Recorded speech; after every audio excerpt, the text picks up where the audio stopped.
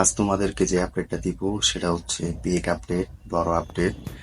তোমরা সাথী movie already দেখেছিলে যে 2000 সালে কিন্তু সেই সাবের সাথী মুভিটি কিন্তু করেছিল। তো সেই সময় কিন্তু প্রচুর রিলিজ হয়েছিল সাথী মুভিটি। তো সাথী মুভি দিয়ে কিন্তু আমাদের সুপারস্টার জিৎ কিন্তু বাংলা ইন্ডাস্ট্রিতে কিন্তু পা রেখেছিল এবং বাংলা ইন্ডাস্ট্রি কিন্তু একদমই কিন্তু ব্যবসা করেছিল এই সাথী মুভি দিয়ে।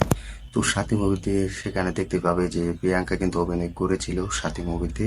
তো আমাদের প্রিয় সুপারস্টার জিৎ কিন্তু সেখানে অভিনয় করেছে। তো জিতের ভক্তরা আমরা হয়েছি সেই সাথী মুভি থেকে, এবং সাথী মুভি দিয়ে কিন্তু পুরো হল মালিকরা কিন্তু তাকে ব্যবসা করেছিল, ভালো ইনকাম দিয়েছিল। তো এখন বর্তমানে যে এই আপডেটটা হচ্ছে যে সাথী মুভিতে নায়িকা প্রিয়াঙ্কাকে কি রাখা হয়েছিল, আসলে না। তো প্রিয়াঙ্কা কিন্তু কোনো যুগে কিন্তু ফিরে এসেছিল না। তো প্রিয়াঙ্কাকে কিন্তু রাখা হয়নি সেই সাথী মুভির জন্য, আমাদের সুপারস্টার জিতের জন্য। তো সেই সাথী মুভি কিন্তু একটি অন্য লেভেলের মুভি ছিল। সাথী মুভির জন্য রাখা হয়েছিল আমাদের প্রিয় অভিনেত্রী কোয়েল মল্লিককে। বলবে হ্যাঁ, আসলে কোয়েল মল্লিককে কিন্তু সাথী মুভির জন্য কিন্তু রাখা হয়েছিল। তো রঞ্জিত মল্লিক তোমরা জানো যে কোয়েল মল্লিকের বাবা, তো তিনি কিন্তু সুপারস্টার জিতের সাথে কিন্তু সাথী মুভিতে কিন্তু অভিনয় করতে দেখা যায়।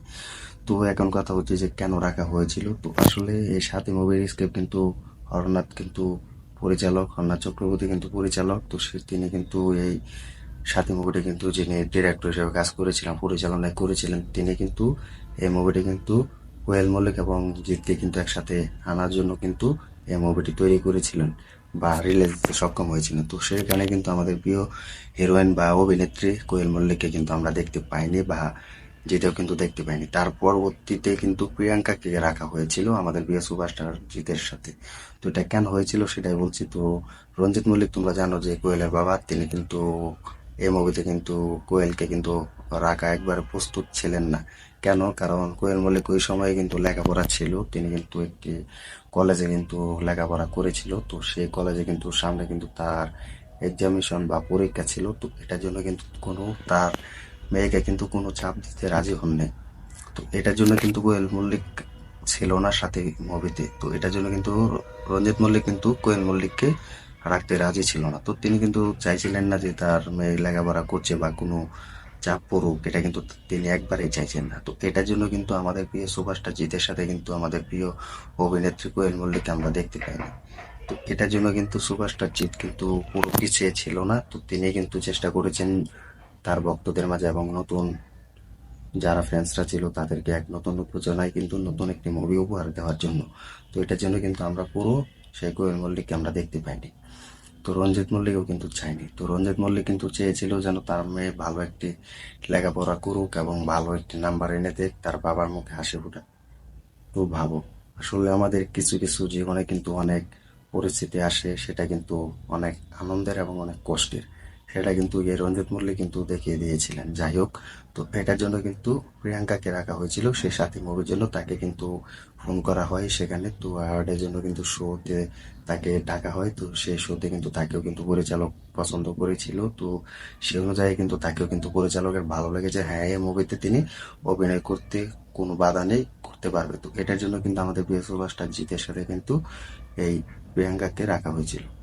তো এটার জন্য কিন্তু আমরা কোয়েল মল্লিককে পাইনি। তার মানে আমরা এখন বুঝতে পারছি যে এর সাথে মুভি একমাত্র কোয়েল মল্লিক এবং জিতের জন্য কিন্তু রাখা হয়েছিল। তো সেই সময় তো অনেক কিন্তু কাহিনী ছিল।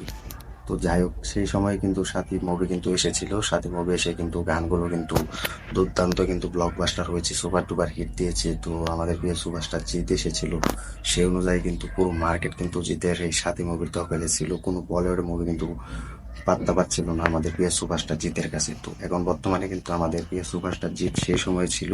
তো সেই সাথী মুভি দেখে কিন্তু অনেক ভক্তরা যারা আছে, ফ্যান্সরা যারা আছে, তারা কিন্তু পুরো জিতের কিন্তু ভক্ত হয়ে আছে।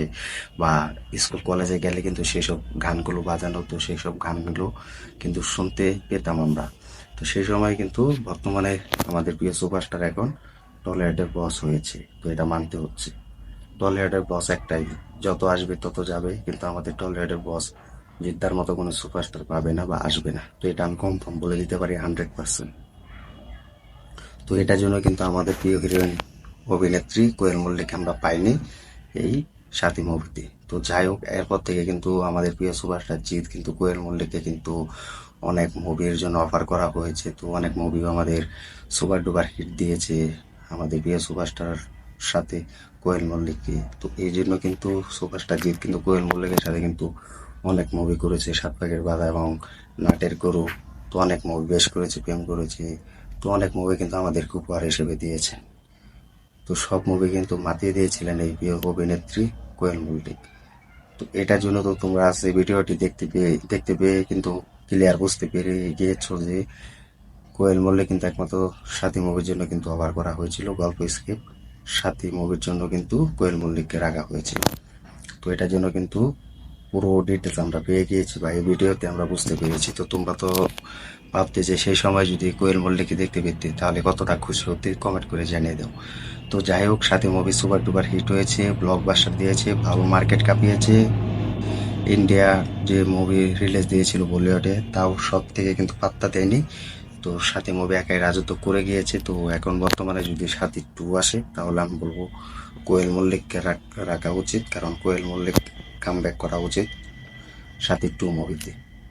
তো এই ছিল আজকের ভিডিও, আজকের আপডেট। তো ভিডিওটি ভালো লাগলে লাইক কমেন্ট করে শেয়ার করে সাথে থাকবে। আর তোমরা কমেন্ট করে জানিয়ে দিবে যে সাথী মুভিতে যদি কোয়েল মল্লিককে রাখা হতো বা এখন তুই দেখতে পেতে তাহলে কতটা খুশি হতে, কমেন্ট করে জানিয়ে দেও। আর সাথে মুভি যারা দেখে যাদের ভক্ত হয়েছে তারা কমেন্ট করে জানিয়ে দেও।